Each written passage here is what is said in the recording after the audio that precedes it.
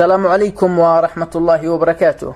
من جديد يقف المنتخب اليمني أمام لحظات لا تنسى، لحظات قد تصنع التاريخ وتفتح الطريق نحو المجد. 3 مباريات ولكنها ليست مباريات عادية، بل معارك شرف وامتحان حقيقي لإرادة الرجال. في 18 من نوفمبر يواجه اليمن منتخب بوتان، مواجهة لا تقبل القسمة على 2.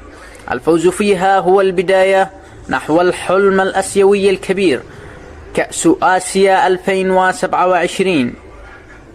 ثم في 26 من نوفمبر نلتقي جزر القمر، لقاء يحمل طموح التأهل إلى كأس العرب 2025، مواجهة من أجل الشرف ومن أجل رفع راية اليمن عالية بين العرب.